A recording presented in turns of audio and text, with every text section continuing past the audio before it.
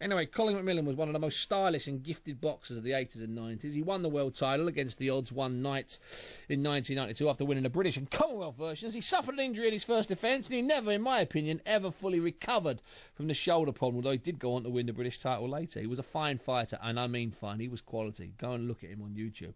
With a loyal East London following, the barking boy he was. Anyway, he retired in 1997, and I'm delighted to say that he's on the line now. Good evening, Colin.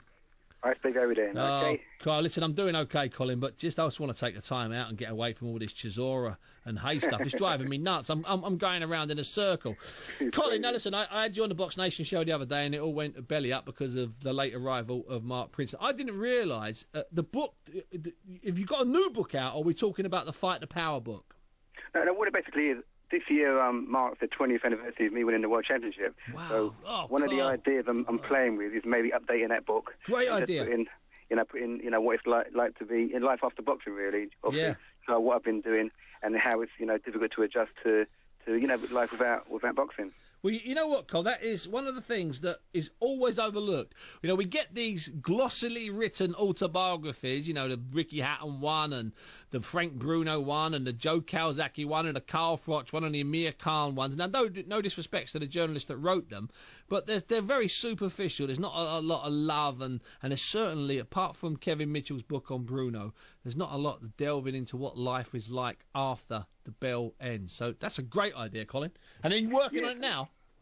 Yeah, I'm working on it now. I mean, obviously, I'm just trying to put the pieces together and that. I've been to some guys who are having a Senny show in June, so I'm hoping to try and launch it around that time. Good. But yeah, I mean, I'd say it's kind of like a lot's kind of gone on since I've retired, and it'd be nice to kind of chart it. And I'd say the whole idea of the initial book was to try and give an indication of young fighters coming through, of all the pitfalls which lie ahead. Yeah. And try and prepare them for the future. Because I've always said, it's boxing and any sport is a very short career, and you've got to try and plan for the future, and hopefully, make some success after boxing's finished. Yeah, and also, Colin, that was a self-published book, wasn't it? I think you did it with Tony down in South London. Well, no disrespects to Tony, back then, I know it was a long while ago. The quality of self-published books now, well, you can't tell between a book you've had self-published and a book you'd buy in Waterstone. So that's also fantastic.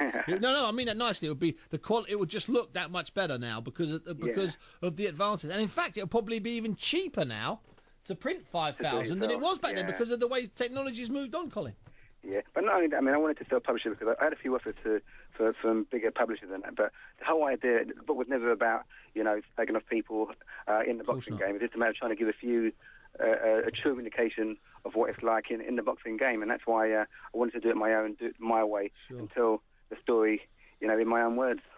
Cole, since you stopped in the last bout 97, since the Paul Ingle fight, a British title fight, since then, I mean, has it been, on a scale of 1 to 10, how hard was it How hard was it at its worst, either financially or just mentally dealing with not being a fighter? I mean, how tough has it been, Cole? I think it's always very tough, and people, particularly for boxing, because it's so sudden. 1 minute they're talking about what's happening about you're fighting for unification, fighting for a world championship, and the next minute your career is nearly over. And say for something which boxing's part of your life, every day you get up, you're thinking about boxing, even when you're not training. You're resting because you want to start training again. So it's such a big part of your life, and all of a sudden, there are so many fighters who struggle to come to terms with it, and they really do have a hard time when they retire. And I think that's why you see so many fighters, try and make a comeback and try and regain lost glory. But you can't do it. And I always said, when I retire, I want to stay retired. But at least you, Cole, had you do have those memories. You do in the British, the Commonwealth, a stunning world title victory against Maurizio Stecca against tremendous odds, which is often overlooked. I mean, at least you do have some glorious memories, and in theory, you took into your retirement a lot more money than most fighters leave the sport with. Yeah, I mean, I've always been trying to think I'm quite sensible, and I've always planned for the future. I kind of invested my money quite sensibly in that, and that's what I try and impress upon young people. Whatever sport you are, you never know how unpredictable it can be. You never know when it's going to come to an end. So you've got to try and think long term, and hopefully, do okay when your career finishes.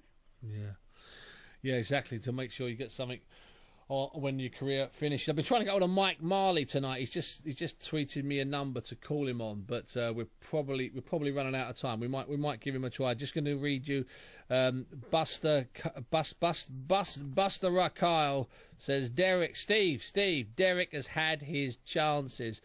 Colin, let me ask you this: what do you think could possibly be done to ease that passage from any type of fighter, from loser, journeyman, challenger, half-decent fighter, champion, very good fighter?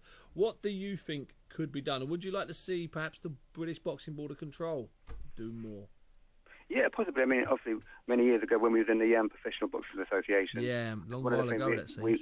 Quite a while ago. We did look at ways whereby, you can kind of like groom, fighters to start preparing for life after boxing. I think the footballers do quite a good job, where they have certain kind of like schools where they can take people to give them like some training as to what they can do when their career comes to an end, and that would be a nice thing, to happen in the boxing world. It certainly would. It certainly will. Listen, Cole, we're going to get you back on the Box Nation show. We'll do a bit on this book, and I think I like the idea of this. I think it's a brilliant, massive gap in the market. I really do. Okay, thank you very much. No, really, but your book is still available, isn't it? The Fight the Power. You can still get it on. Still get it on the internet. On the internet. Colin McMillan, listen, thanks very much for your time this evening. I'll speak to you soon. No, it's my pleasure. Colin McMillan there. Keep your email.